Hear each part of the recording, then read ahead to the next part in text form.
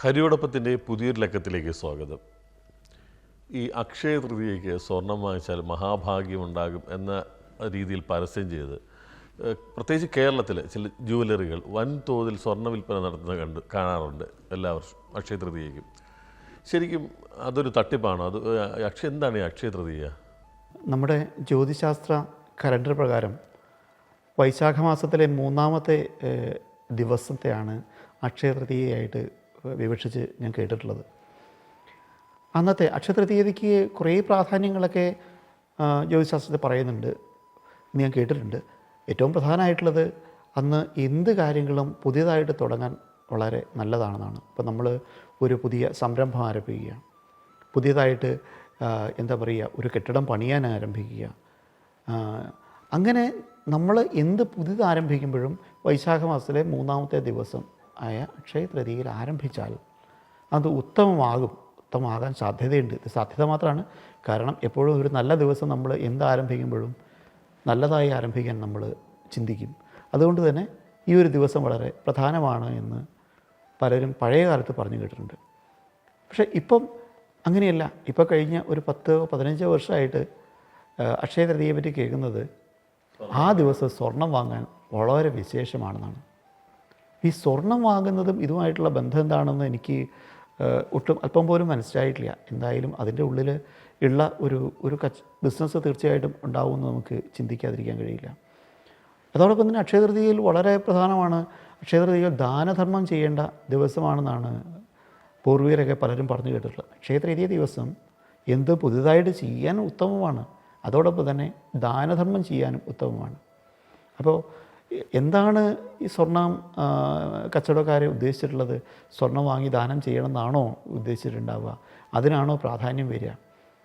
അതല്ല എങ്കിൽ അവരുദ്ദേശിച്ചിട്ടുണ്ടാവുക കാരണം നിങ്ങൾ സ്വർണം വാങ്ങി വെച്ച് അതൊരു നിക്ഷേപമായിട്ട് തുടങ്ങി വയ്ക്കാൻ ഉത്തമമായിട്ടുള്ള ദിവസം എന്ന നിലയ്ക്കാണോ അവർ ചിന്തിച്ചിട്ടുണ്ടാവുക എന്നെനിക്കറിയില്ല. ഇനിയിപ്പോൾ അങ്ങനെ വേണമെങ്കിൽ നമുക്കതിനെ അവരെ പോസിറ്റീവായിട്ട് ചിന്തിക്കാം. കാരണം എന്തും തുടങ്ങി വയ്ക്കാൻ നല്ലതാണ്. അപ്പോൾ സ്വർണ്ണ നിക്ഷേപം ആരംഭിക്കാൻ നല്ലൊരു ദിവസമാണ് എന്ന് ചിന്തിക്കാം. നമുക്കറിയാം, നമുക്ക് മനസ്സിലാക്കേണ്ട കുറേ കാര്യങ്ങളുണ്ട്.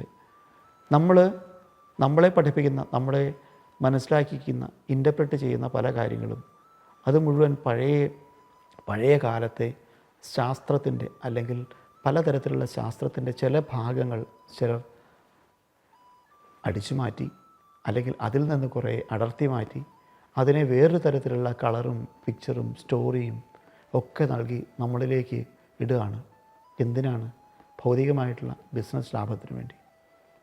നമുക്ക് അല്പം പോലും മനസ്സിലാക്കാനോ ചിന്തിക്കാനോ ഉള്ള ബോധമില്ല എന്ന് നമ്മളോട് തന്നെ പറയുകയാണ് ഇതിൻ്റെ പുറകെ പോകുമ്പോൾ. ഏതെങ്കിലും ഒരു പരസ്യത്തിൽ ഇതാണ് മുഖ്യം എന്ന് നമ്മൾ കേൾക്കുമ്പോൾ അക്ഷയ തൃതീയ എന്ന് ജീവിതത്തിൽ ഒരിക്കൽ പോലും കേൾക്കാത്ത ആളുകൾ ഇത് കേട്ടപടി അന്നത്തെ ദിവസം തന്നെ സ്വർണം വാങ്ങാൻ പോകുന്നു. പണ്ടത്തെ മാവേലി സ്റ്റോറുകളിലുള്ളതിനേക്കാളും വലിയ ക്യൂ ആണ്, അല്ലെങ്കിൽ വ്യൂറേഴ്സിലുള്ളതിനേക്കാളും വലിയ ക്യൂ ആണ് ആ ഒരു പ്രത്യേക ദിവസം പല കടകളിലും. ഞാൻ തീർച്ചയായിട്ടും അതിനെ അഭിനന്ദിക്കുന്നേ ഉള്ളൂ. കാരണം കച്ചവടം ചെയ്യാൻ ഇറങ്ങിയവർ അത് അവരുടെ കർമ്മമാണ്. തീർച്ചയായിട്ടും അത് ഏറ്റവും ഭംഗിയായിട്ടും വൃത്തിയായും ചെയ്യുക തന്നെ വേണം. പക്ഷേ എന്തിന് ഇത്തരത്തിൽ ആളുകളെ കൺഫ്യൂഷനാക്കുന്നത്? കാരണം നല്ല ശതമാനം ജനങ്ങളെ സംബന്ധിച്ചോളം ഇത്തരം വിഷയങ്ങളെ പറ്റി യാതൊരു ചിന്തയോ മനസ്സിലാക്കാനുള്ള അവസരങ്ങളോ ഇല്ല. അവർ തീർച്ചയായിട്ടും ചിന്തിക്കുന്നത് വളരെ വേറിട്ട രീതിയിലായിരിക്കും.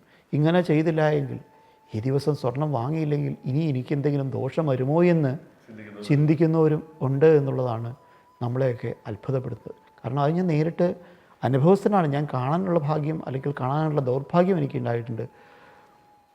കാരണം ഒരു കുടുംബത്ത് വൈഫ് കരച്ചിലാണ്, നമ്മളിത് വാങ്ങിയില്ലെങ്കിൽ, 1 ഗ്രാമെങ്കിലും വാങ്ങിയില്ലെങ്കിൽ അത് ദോഷമാണ് എന്ന് ഏതോ ജ്യോത്സ്യൻ അവരോട് പറഞ്ഞു അത്രേ. അപ്പോൾ ഇങ്ങനെയൊക്കെ ചിന്തിക്കുന്ന, ഇങ്ങനെയൊക്കെ ഇൻ്റർപ്രറ്റ് ചെയ്യിക്കുന്ന ആളുകൾ നമ്മുടെ സമൂഹത്തിൽ ധാരാളമുണ്ട്. നമ്മൾ എന്ത് കാര്യങ്ങൾ ചെയ്യുമ്പോഴും ഈശ്വരൻ നമുക്ക് തന്ന ഒരു വിശേഷ ബുദ്ധി എന്നുള്ളതുണ്ട്. അക്ഷയ തൃതീയയിൽ സ്വർണം തീർച്ചയായിട്ടും വാങ്ങാൻ വളരെ ബെസ്റ്റാണ്. അന്ന് നിങ്ങൾക്ക് മറ്റ് ദിവസങ്ങളിലേക്കായാലും 1 രൂപയെങ്കിലും കുറച്ച് വിലയ്ക്ക് സ്വർണം ലഭിക്കുമെങ്കിൽ ഉറപ്പായി നിങ്ങൾ വാങ്ങണം. അതല്ല എങ്കിൽ നിങ്ങൾ അന്നത്തെ ദിവസം നിങ്ങൾക്ക് ചെയ്യാൻ കഴിയുന്ന ഏറ്റവും നല്ല മംഗളകാര്യങ്ങൾ ചെയ്യുക. മറ്റുള്ളവർ ഇൻ്റർപ്രറ്റ് ചെയ്യുന്നതനുസരിച്ച് മാത്രമാവരുത് നമ്മുടെ ചിന്ത. നമുക്ക് ആവശ്യമുള്ളത് തീർച്ചയായിട്ടും ആവശ്യമുള്ള സമയത്ത് അറിഞ്ഞു തന്നെ ചെയ്യണം. അക്ഷയ തൃതീയയെക്കുറിച്ച് പൊതുവേ പലർക്കും പല സംശയങ്ങളുമുണ്ട്. അതിനൊരു വ്യക്തത ഈ എപ്പിസോഡിൽ നിന്ന്, ഈ വീഡിയോയിൽ നിന്ന് നിങ്ങൾക്ക് ലഭിച്ചിട്ടുണ്ടാവുമെന്ന് കരുതുന്നു. മറ്റൊരു വിഷയവുമായി വീണ്ടും കാണാം.